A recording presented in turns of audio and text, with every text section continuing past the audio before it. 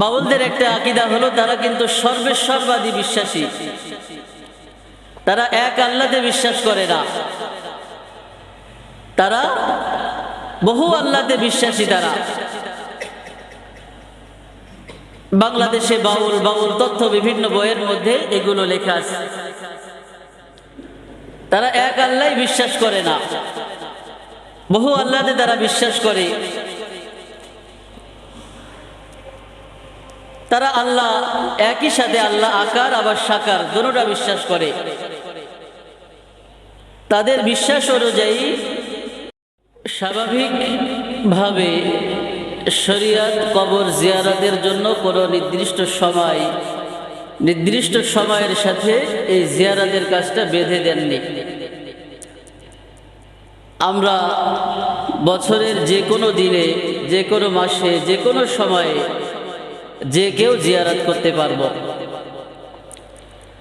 তারপরও ফুকাহায়ে কেরাম বিভিন্ন হাদিস এবং আসারের আলোকে কবর জিয়ারতের জন্য উত্তম দিন নির্ধারণ করছে শুক্রবার, জুমার দিন। হানাফি মাযহাবের অনেক বড় ফকিহ আল্লামা ইবনে আবিদিন শামী রহমতুল্লাহি আলাইহি হযরত মুহাম্মদ ইবনে ওয়াসি এর বরাত দিয়ে ফতোয়া শামীর মধ্যে লিখেছেন যে আল মাউতা ইয়ালামুনা বিজুওয়ারিহিম ইয়াউমাল জুমআতি ওয়া ইয়াওমান ক্বাবলাহু ওয়া ইয়াওমান বা'দাহু। মৃত ব্যক্তিরা জুমার দিন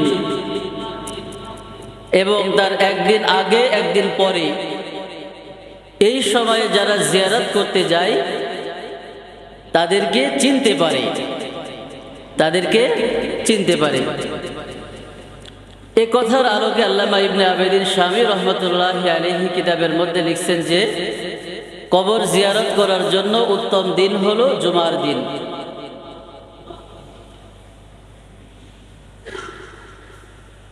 আল্লামা ইবনে কাইয়্যিম রহমতুল্লাহি আলাইহি উনি কবর জিয়ারত করার জন্য দিন তারিখ এটাকে অস্বীকার করে উনি বলেন যে কোরআন ও হাদিস ও আসারের আলোকে যেটা জানা যায় সেটা হলো কোনো ব্যক্তি কবর জিয়ারত করতে গেলে মৃত ব্যক্তি তাকে চিনে, তার সালাম শুনতে পায়, তাকে মহাব্বত করে, তার সালামের উত্তর দেয়। কাজে এর জন্য দিন নির্দিষ্ট করার দরকার নাই। এটা যেরকম শহীদদেরও বৈশিষ্ট্য, গায়রে শহীদেরও বৈশিষ্ট্য এটা যে তারা জিয়ারতকারীকে চিনতে পারে। এই জন্য মনের ওপর আমরা এটা রাখতে পারি যে আমরা কোনো দিন নির্দিষ্ট না করে যে কোনো সময় জিয়ারত করব, কিন্তু জুমার দিন করাটা উত্তম। এটা হলো এখানে ফয়সালা। 3 নম্বর বিষয়, কবর জিয়ারতের সময় মৃত ব্যক্তিকে সালাম দেওয়া। কবর জিয়ারত করতে গেলে মৃত ব্যক্তিকে কি দেওয়া? সালাম দেওয়া। আমরা যেরকম জীবিত ব্যক্তিদের সাথে সাক্ষাৎ হলে সালাম দেই, ঠিক তেমনি ভাবে কবর জিয়ারত করতে গেলেও আমাদের মৃত ব্যক্তিদের সালাম দিতে হবে। সালাম দেওয়া এটা আল্লাহর রাসূল সাল্লাল্লাহু আলাইহি ওয়াসাল্লামের একটা সুন্নাত তরিকা। এ ব্যাপারে মুসলিম শরীফের মধ্যে হযরত আবু হুরায়রা রাদিয়াল্লাহু আনহু সূত্রে আল্লাহর রাসূল সাল্লাল্লাহু আলাইহি ওয়াসাল্লাম ইরশাদ করেন, আন্না রাসূলুল্লাহ সাল্লাল্লাহু আলাইহি ওয়াসাল্লাম আতাল মাকবারা ফাকালা আসসালামু আলাইকুম দার কওমি মুমিনিন ওয়া ইন্না ইনশাআল্লাহু বিকুম লাহিকুন। আল্লাহ রাসূল সাল্লাল্লাহু আলাইহি ওয়াসাল্লাম যখন কবরের পাশ দিয়ে যাচ্ছিলেন, একবার আল্লাহ রাসূল সাল্লাল্লাহু আলাইহি ওয়াসাল্লাম কবরের পাশ দিয়ে যাচ্ছিলেন, তখন বললেন যে হে কবর সম্প্রদায়, তোমাদের প্রতি সালাম। আর ইনশাআল্লাহ আমরাও অতি সত্বর তোমাদের সাথে মিলিত হব। এভাবে আল্লাহ রাসূল সাল্লাল্লাহু আলাইহি ওয়াসাল্লাম কবরবাসীদেরকে সালাম দিয়েছেন। হযরত ইবনে আব্বাস রাদিয়াল্লাহু আনহু সূত্রে আরেকটা হাদিস আছে এই ব্যাপারে, মার রাসূলুল্লাহ সাল্লাল্লাহু আলাইহি ওয়াসাল্লাম বিকুবুরিল মদিনা فأقبل عليهم بوجهه فقال السلام عليكم يا أهل القبور يغفر الله لنا ولكم أنتم سلفنا ونحن بالأثر। নবীজি মদিনার কবরের পাশ দিয়ে যাচ্ছিলেন, কবরমুখী হয়ে দাঁড়ালেন, দাঁড়িয়ে বললেন, হে কবরবাসী, তোমাদের প্রতি সালাম, আল্লাহ তাআলা আমাদেরকে এবং তোমাদেরকে ক্ষমা করে দিন। তোমরা আমাদের অগ্রবর্তী, তোমরা আমাদের আগে চলে গিয়েছো আর আমরা তোমাদের পদঙ্ক অনুসরণকারী, অর্থাৎ আমরাও তোমাদের সাথে সাক্ষাৎ করব। এখানে দুই ধরনের সালাম আমরা পাইলাম, আসসালামু আলাইকুম দারা কওমিন মুমিনিন, আরেকটা কি আসসালামু আলাইকুম ইয়া আহলাল কুবুর।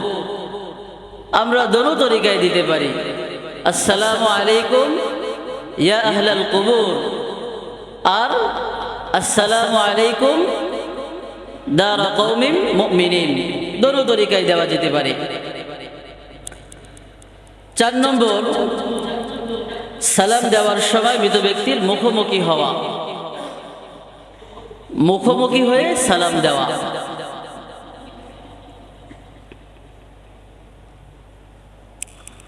হযরত ইবনে আব্বাস রাদিয়াল্লাহু আনহু সূত্রে আরেকটা হাদিস এখানে উল্লেখ আছে, মা মিন আহাদিন মাররা বিকবরি আখিহিল মুমিন কানা ইয়ারিফুহু ফিদ দুনিয়া ফাসাল্লামা আলাইহি ইল্লা আরাফাহু ওয়া রাদ্দা আলাইহিস সালাম। যখন কোনো মুসলমান তার মুসলমান ভাইয়ের কবরের পাশ দিয়ে যায় এবং তাকে সালাম করে, মৃত ব্যক্তি তাকে চিনতে পারে এবং তার সালামের উত্তর দেয়। মোল্লা আলী কারি রহমতুল্লাহি আলাইহি এখানে লিখছেন যে সালাম দেওয়ার একটা আদব হলো মৃত ব্যক্তির পায়ের দিক দিয়ে সামনের দিকে আসা, পায়ের দিক দিয়ে তার মাথার দিকে যাওয়া, মাথার দিক দিয়ে পায়ের কাছে না যাওয়া। পায়ের দিক দিয়ে যদি আমরা মাথার কাছে যাই তাহলে মৃত ব্যক্তি কে আসছে এটা চিনতে সহজ হয়, চিনতে সহজ হয়। আল্লাহ রাসূল সাল্লাল্লাহু আলাইহি ওয়াসাল্লাম থেকে এটা প্রমাণিত যে উনি মৃত ব্যক্তির মাথার কাছে সূরা বাকারার শুরুর আয়াত এবং পায়ের কাছে বাকারার শেষ আয়াতগুলি পড়ছেন। এজন্য আমরাও এই তরিকা অবলম্বন করে মৃত ব্যক্তিকে সালাম দিব। 5 নম্বর, সালাম শেষে মৃত ব্যক্তির জন্য আমরা দোয়া করব। সালাম শেষে মৃত ব্যক্তির জন্য আমরা সবাই দোয়া করব, মন খুলে দোয়া করব। আমাদের মৃত ব্যক্তি, আমাদের বাবা মা দাদা দাদি আপনজন যারা দুনিয়া থেকে চলে গিয়েছেন, তারা আমাদের দোয়ার কতটা মুহতাজ, কতটা মুখাপেক্ষী। শুআবুল ঈমানের মধ্যে একটা হাদিস আসছে, ভালো করে শোনেন হাদিসটা। একজন মানুষ মারা যাওয়ার পরে জীবিতদের দোয়ার কতটা মুহতাজ একজন মৃত ব্যক্তি, এই হাদিসের মধ্যে আল্লাহ রাসূল সাল্লাল্লাহু আলাইহি ওয়াসাল্লাম বলেন যে তোমাদের কেউ যখন পানির মধ্যে ডুবে যায় কিন্তু সে সাঁতার জানে না, পানির মধ্যে পড়ে গেছে, সাঁতার জানে না, পানির মধ্যে ডুবে যাওয়া ব্যক্তি যিনি সাঁতার জানে না, সে যারা নদীর পাড়ে আছে সে তাদের কাছে কি পরিমাণ সাহায্য চাই বলেন। ওই ডুবে যাওয়া ব্যক্তি যেরকম উপরে থাকা ব্যক্তিদের কাছে সাহায্য চায় একটু বাঁচার জন্য, নিজেকে রক্ষা করার জন্য, মৃত ব্যক্তিও দুনিয়াবাসীর দোয়া এইরকম চাই। আমার কথা বুঝতেছেন? তারা আমাদের দোয়ার কতটা মুহতাজ আর মুখাপেক্ষী। মাল মাইয়িতু ফিল কবরি ইল্লা কাল গরীকিল মুতাগাউবিস,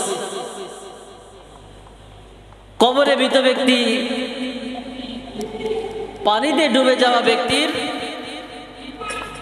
পানিতে ডুবে যাওয়া ব্যক্তি যেরকম সাহায্য চায়, নদীতে ডুবে যাওয়া কবরের মধ্যে শায়িত ব্যক্তি ওই রকম সাহায্য চাই। ইয়ান্তাজিরু দাওয়াতান তালহাকুহু মিন আবিন আও উম্মিন আও আখিন আও সাদীকিন, সে তার ভাই, বন্ধু, পিতা মাতার দোয়ার অপেক্ষা করতে থাকে। ফাইদা লাহিকাতহু কানাত আহাব্বা ইলাইহি মিনাদ দুনিয়া ওয়া মা ফিহা, সে যখন দুনিয়াবাসীর এই দোয়াটা পায়, এই দোয়াটা তার কাছে দুনিয়া এবং দুনিয়ার মধ্যে যা কিছু আছে সব কিছুর চাইতে প্রিয়।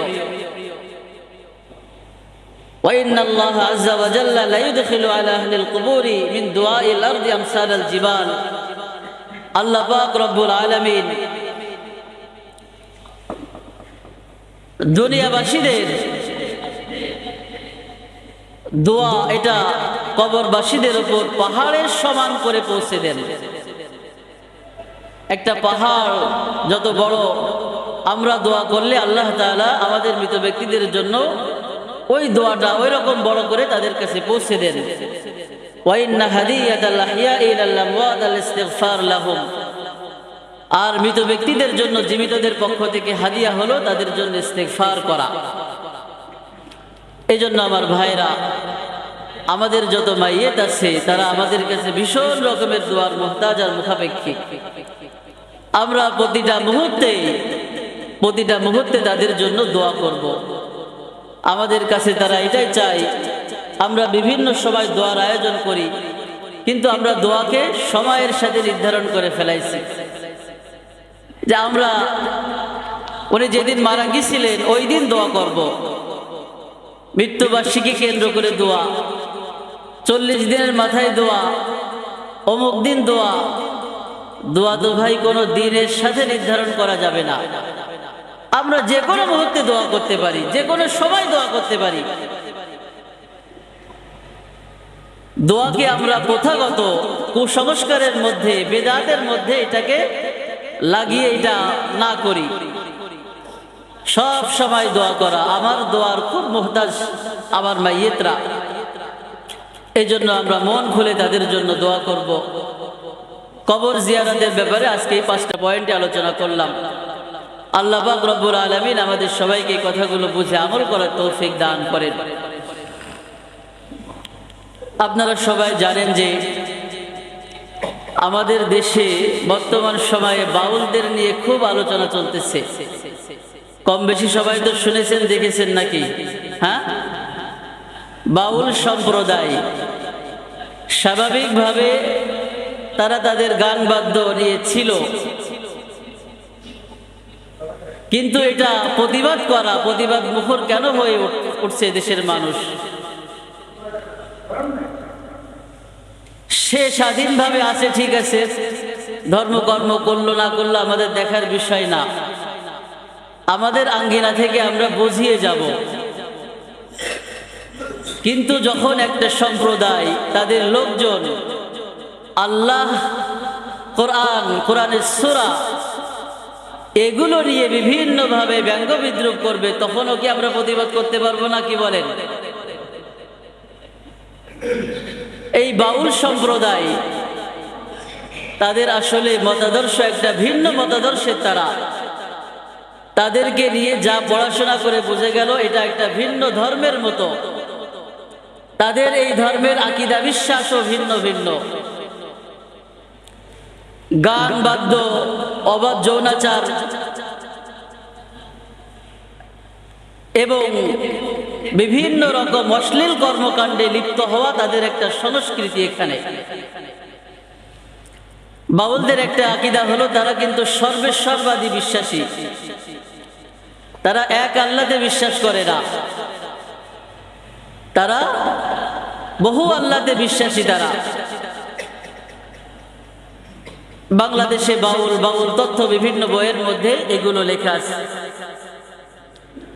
তারা এক আল্লাহ বিশ্বাস করে না, বহু আল্লাহতে তারা বিশ্বাস করে। তারা আল্লাহ একই সাথে আল্লাহ আকার আবার সাকার দুটোটা বিশ্বাস করে। তাদের বিশ্বাস অনুযায়ী মানুষের মধ্যে যে পরমাত্মা থাকে সেটাকেই তারা আল্লাহ বলে। নাউজুবিল্লাহ বললেন না যে আমাদের মধ্যে যে পরমাত্মা, তাদের আকীদা অনুযায়ী সেটাই আল্লাহ। তো এটা তাদের মৌলিক আকীদার সমূহের মধ্যে একটা, সর্বেশ্বরবাদে তারা বিশ্বাসী। অথচ আল্লাহ পাক রব্বুল আলামিন এক, অদ্বিতীয়। কুল হুয়াল্লাহু আহাদ আল্লাহুস সামাদ, আল্লাহ এক। এই আয়াত এই সূরার খেলাফ হয়ে গেল এটা। 2 নম্বর, তাদের একটা বিশেষভাবে তারা এটা লালন করে দিলের মধ্যে, তারা গুরুবাদী। তারা তাদের গুরুকে নবীর আসনে রাখে, নবীর আসনে রেখে তারা গুরুর সেবা, গুরু ভক্তি করে। তারা তাদের গুরু বা শাইখকে তাদের ঈশ্বরের অবতার মনে করে থাকে, মনে করে যে এনেই ঈশ্বরের পক্ষ থেকে আসছে। আল্লাহ তাআলা যেরকম নবীদেরকে পাঠায়, তারা এই গুরুদেরকেও মনে করে যে ঈশ্বর এই গুরুদেরকে পাঠাইছে। এটা কত জঘন্য আকীদা।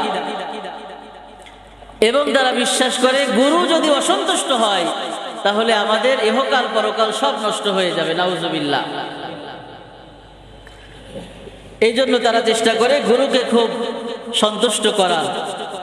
তাদের এই সমস্ত গুরুদের মধ্যে গুরুত্বপূর্ণ একজন গুরু হলো ফকির লালন শাহ। এই জন্য লালন শাহর মাজারে গেলে তাদের মনের একটা শান্তি পায় তারা। অথচ আল্লাহ পাক রব্বুল আলামিন কোরআনে হাকিমের মধ্যে বলছেন যে একমাত্র লাভ ক্ষতি এটা করার মালিক কেবলমাত্র আল্লাহ তাআলা। তাদের 3 নম্বর একটা বিশ্বাস হলো তারা অবাধ যৌনাচার, গাঁজা, তামাক সেবন করা তাদের সাধনার একটা অংশ মনে করে। ভালো করে শোনেন, এটা এই বাউল সাধনায় পরকীয়া, প্রেম ও গাঁজা সেবন খুবই প্রচলিত একটা কাজ। তারা বিশ্বাস করে কুমারী মেয়ের রজপান করলে শরীরের রোগ প্রতিরোধ ক্ষমতা বাড়ে। এটা বোঝেন? একজন কুমারী মেয়ের রজপান, একটা মেয়ে যখন সর্বপ্রথম বালেগা হয় তো তার শরীর থেকে যেটা বের হয় এইটা পান করলে নাকি শরীরের মধ্যে রোগ প্রতিরোধ ক্ষমতা বেড়ে যায়। কত জঘন্য আর মিথ্যা কথা এটা। এছাড়াও তারা রোগ মুক্তির জন্য স্বীয় মূত্র ও স্তন্য দুগ্ধ পান করে। সর্বরোগ থেকে মুক্তির জন্য তারা মল, মূত্র, রজ ও বীর্য মিশ্রণে একরকম প্রেম ভাজা নামক এক প্রকার পদার্থ তৈরি করে তারা পান করে। একজন বাউলের থাকে একাধিক সেবাদাসী, এদের সবাই হয় কম বয়সী এবং তারা সামাজিক বিবাহকে অস্বীকার করে। আমরা যে বিবাহ শাদী সামাজিকভাবে যেটা করে থাকি এটাকে তারা মানে না। নারী পুরুষের একত্রে অবাধ মেলামেশা এবং সহবাসকে তাদের দর্শন হিসেবে তারা অনুসরণ করে। ভাইরা আমার, এগুলো যে অত্যন্ত অশ্লীল আর গর্হিত কাজ, এটাতে আমাদের কোনো সন্দেহ আছে? কুল ইন্নামা হাররামা রাব্বিয়াল ফাওয়াহিশা মা যাহারা মিনহা ওয়া মা বাতান। আল্লাহ পাক রব্বুল আলামিন সব রকম অশ্লীলতাকে হারাম করে দিয়েছেন। ওয়ালা তাকরাবুজ জিনা ইন্নাহু কানা ফাহিশা। তোমরা জিনার আশপাশেও যেও না, এটা অশ্লীল কাজ। কোরআনের একেবারে বিরুদ্ধে তাদের আকীদা বিশ্বাস। তো বাউল এটা একরকম ভিন্ন একটা আকীদার ধর্ম হয়ে গেছে। আমাদের সামনে হয়তো এতদিন এগুলো আসে নাই, তারা করতেছে করুক, এভাবেই আমরা রেখে দিয়েছিলাম। কিন্তু যখন বাউলদের এই গুরু আবুল সরকার যখন মহান আল্লাহ পাক রব্বুল আলামিনকে নিয়ে চরম এবং জঘন্যভাবে কুরুচিপূর্ণ মন্তব্য করেছে, এরপরেও তো তাওহীদি জনতা চুপ থাকতে পারে না। কি বলেন? হ্যাঁ, সে আল্লাহ পাক রব্বুল আলামিনকে নিয়ে, আল্লাহ পাক রব্বুল আলামিনের শানে এত খারাপ আর বাজে মন্তব্য করেছে যে কোনো কাফেররাও এইভাবে বলেন আল্লাহ তাআলার শানে। সে কি বলেছে শুনেছেন আপনারা? এটা তো মুখে আনতেও খারাপ লাগতেছে। হ্যাঁ, এটা তো মুখে আনতেও খারাপ লাগে। সে বলে আল্লাহর কোনটা গো আর কোনটা মুখ এটা আমি বুঝি না। নাউজুবিল্লাহ। কি ধরনের কথা এগুলো? এর বাইরেও আরো কথা বলেছে সে আল্লাহ তাআলার শানে। এরপরে সূরা নাস, সে বলছে সূরা নাসের মধ্যে এত নাচ কেন? আরে আল্লাহ তাআলাই তো নাচতে বলছে। সূরা নাসের মধ্যে আল্লাহ তাআলা নাচতে বলছে? হ্যাঁ, আল্লাহ তাআলা কি নাচতে বলছে? সে বলে যে কুল আউযু বিরাব্বিন নাস মালিকিন নাস ইলাহিন নাস। পুরা সূরাটা পড়ে পড়ে এই নাচ নাচ বলছে। অথচ কুল আউযু বিরাব্বিন নাস মানে হে নবী আপনি বলে দেন আমি মানুষের রবের কাছে আশ্রয় চাচ্ছি। নাচ মানে কি? মানুষ। অথচ সে এই নাচটাকে নাচানাচির মধ্যে নিয়ে চলে গেছে, যে ব্যাপারে তার কোনো জ্ঞান নাই, এবং সে খুব স্বাভাবিকভাবে এটা বলেছে, মজা নিয়ে নিয়ে খুব স্বাভাবিকভাবে এই কথাগুলো বলছে। এজন্য আমার ভাইরা, এখন এটা সময় যে তাদেরকে প্রতিহত করা। আমাদের দেশের একদল সুশীল সমাজ, তারা কিন্তু আসলে এ ব্যাপারে কথা বলতে গিয়ে আমাদের ইনসাফের পরিচয় দেননি তারা। ভাই, কেউ যদি অন্যায় করে, এটা যদি অপরাধ হয়, তাহলে অপরাধ পুরাটাই বলতে হবে। সে এই খারাপ মন্তব্য করার পরে আমাদের কিছু ইসলামপন্থী মানুষ, আল্লাহ ভক্ত মানুষ তাদের উপর হামলা করেছে, আক্রমণ করেছে। ঠিক আছে, আমরা বুঝলাম, আইনকে আমরা হাতে তুলে নিছি, এটা অন্যায় হয়েছে। এই অন্যায়টা আপনি বলেন, ঠিক আছে, কিন্তু অন্যায়ের আগের অংশটাও তো বলতে হবে। কি বলেন? আল্লাহকে নিয়ে এত কুরুচিপূর্ণ এবং খারাপ মন্তব্য করেছে, এই অংশের কোনো আলোচনা নাই। উল্টা তারা বাউলদের সাফাই গাইল। কি বলল? মির্জা ফখরুল ইসলাম আলমগীর ইতিপূর্বেও সে ভীষণ রকমের বাজে বাজে খারাপ কথা বলেছে। সে বলল যারা বাউলদের উপর আক্রমণ করেছে তারা উগ্র ধর্মান্ধ। এটা কি জিনিস? আমার আল্লাহর শানে বেয়াদবি করলো, কোরআনের সূরা নিয়ে ব্যঙ্গ বিদ্রুপ করলো, সূরার অর্থ বিকৃতি করলো, আর আমরা প্রতিবাদ করতে গেলে এটা ধর্ম অন্ধ হয়ে গেলাম। এটা কোন স্তরের তামাশা বলেন? আপনি বলেন আগে বাউল সরকার যেটা বলেছে সেটা আগে বলেন, তারটা অন্যায় হয়েছে কিনা, তারপরে বলেন যে যারা আইন হাতে তুলে দিয়েছে এটাও অন্যায় হয়েছে। আমরা এটা স্বীকার করতেছি, কিন্তু আপনি এক অংশ বললেন আর এক অংশ বললেন, এটা তো উচিত হলো না।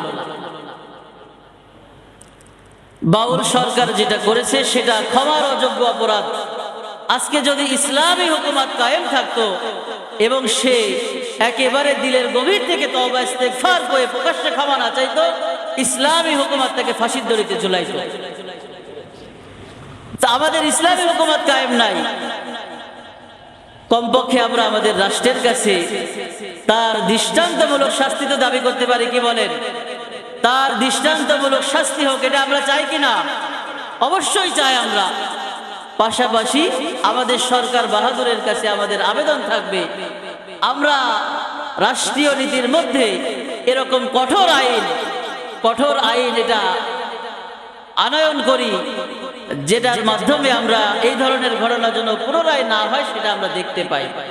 এটা আমরা সবাই আমাদের রাষ্ট্রের কাছে চাই কিনা বলেন? আল্লাহ পাক রব্বুল আলামিন আমাদের সবাইকে, আমাদের রাষ্ট্রপক্ষে যারা আছে সবাইকে আমাদের ধর্মের প্রতি শ্রদ্ধা রেখে, ধর্মীয় বিধিবিধানের প্রতি শ্রদ্ধা রেখে রাষ্ট্র পরিচালনা করার তৌফিক দান করেন। আমিন ওয়া আখিরু দাওয়ানা আলহামদুলিল্লাহি রাব্বিল আলামিন। যারা আমরা সুন্নাত পড়ে নাই, ক্বাবলাল জুমআহ 4 রাকাত সুন্নাত পড়ে নেই।